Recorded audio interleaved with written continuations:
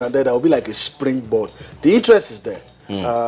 Although you could argue that children of ages between say 5 to 20 are more carried away with football. Everybody wants to play football, but you can bring the love back, return the game back to its pride of place. Another thing they could also do, encourage schools to put it as part of their curriculum. It's not like football where you need a large area or that.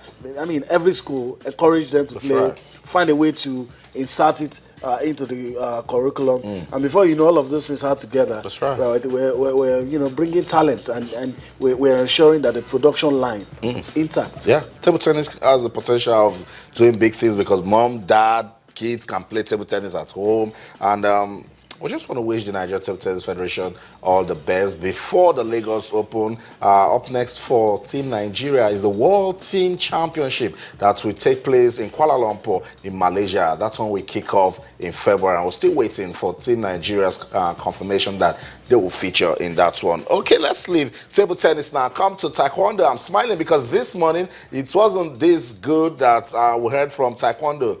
We spoke to Uzoamaka Otuadima. She won a gold medal at the African Games. She wasn't certain that she will be participating at the African Championships that will take place in Morocco. That championship will kick off on the 5th of next month. But the good news coming from the Nigeria Taekwondo Federation is that these taekwondoists have been registered for the competition and they will take part. Only that's heartwarming because this is the only competition for them to go pick a ticket to Rio.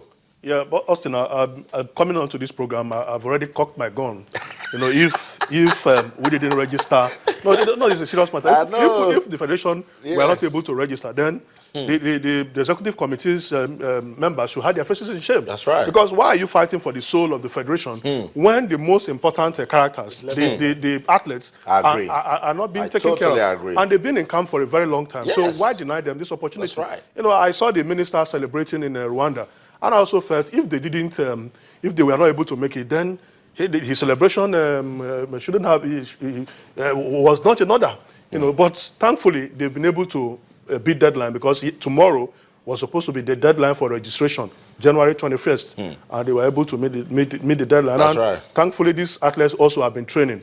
You know, I mean, if you that uncertainty that you may not go could have affected some other athletes and they would have, abandoned training, but they kept hope alive. That's right. They continued training and, we just wish for the best for these athletes. Like you said, Otu Adema won gold at the last All African Games. She started fighting in 2012 and she says all she wants is more experience. So if she started fighting in 2012 and in 2015, she's already winning gold in Africa, you need to support that sort of athletes. I agree with you. And I learned authoritatively from an insider who told me that, Chika Chukwumerije usually, wants these athletes to get into camping as early as possible, even suggesting to some executive committee members, to make sacrifices, contribute money to put these athletes, always making case for them. I think other board members should put, self outside this issue and national interest, the welfare, the career of these athletes.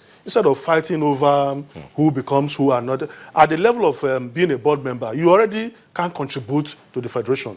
You can do something to for the athletes. So I think that should be paramount amongst the board members. Very important. This narrow escape that we experienced, we may not be lucky next time. Remember, it's even because the deadline was extended to tomorrow. We'll probably not, and the athletes cried out. We'll probably not be talking about participation. The Taekwondo, by nature, and some of these sports are such that even if just one individual decides that I want Nigeria to be on the map, a lot of things could happen. And even we're talking about Taekwondo today because of the late Chukwumerije, how he ensured that he gave his son all the support to encourage him in his passion. And we can't talk about Chika.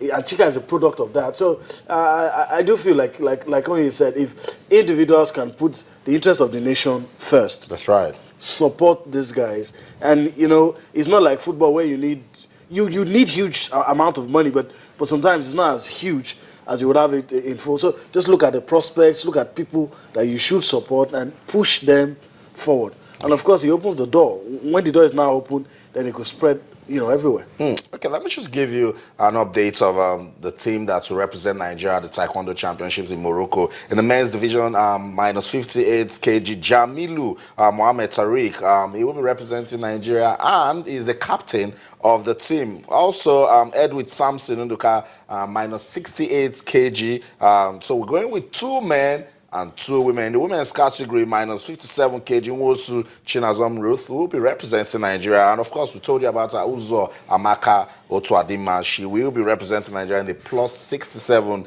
kg. They need to go fight in Morocco, pick up tickets for the 2016 Rio Olympics. All we can say, Team Nigeria, we wish you all the best. Go to Morocco, do big things and do bigger things in Rio. Let's move on now from Taekwondo to badminton. Before we got on air, the president of the Badminton Federation put a call across to us. It says the board met and they are going to ban, or he has been banned, the national team coach Mohamed Bakou has been banned for 5 years. A lot of reasons came out of this. One of it is said that the coach didn't train the team well enough to go to the African Games and impress, because the last one, badminton, had a better record than we had this year. And again, a lot of talks, allegations ranging from him not representing the country properly, that Jim Kambulus was, the NSC doctor says this guy is not fit, he shouldn't take part, and the coach went on to field him. But I'm just saying, is it justifiable? 5 years?